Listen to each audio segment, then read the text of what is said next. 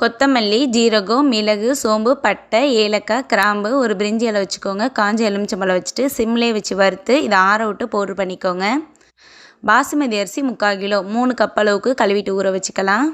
சட்டியில் எண்ணெய் ஊற்றிட்டு பட்டை கிராம்பு போட்டுக்கோங்க. அதில் மல்லி, மிளகு, ஜீரகம் போட்டுட்டு பெரிய வெங்காயம் சேர்த்துக்கோங்க. அது கூடவே இஞ்சி பூண்டு பேஸ்ட்டு, கேப்சிகம், பச்சை மிளகாய் சேர்த்துக்கோங்க. மஞ்சத்தூள் கொஞ்சமாக சேர்த்துட்டு நம்ம அரைச்சி வச்சுருக்க மந்தி மசாலா 1 ஸ்பூன் சேர்த்துக்கோங்க.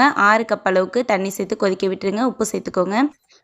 இப்போ இது கூடவே சிக்கன் சேர்த்து ஒரு 10 நிமிஷம் மீடியம் ஃப்ளேமில் வச்சு வேக வச்சு சிக்கனை வெளியில் எடுத்துருங்க. இதே தண்ணியிலேயே அரிசியை வேக வச்சிடணும். குங்குமப்பூ லைட்டாக கொஞ்சம் தூவிட்டு ஒரு அரை மணி நேரம் மீடியம் ஃப்ளேமில் வச்சுட்டு வேக வச்சுருங்க.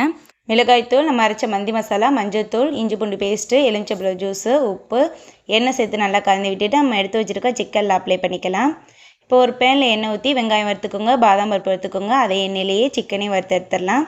இப்போ சோத்தில் இது எல்லாத்தையுமே அழகாக ரெடி பண்ணிடலாம். அவ்வளோதான், நமக்கு சூப்பரான சிக்கன் மந்தி ரெடி. தேங்க்யூ.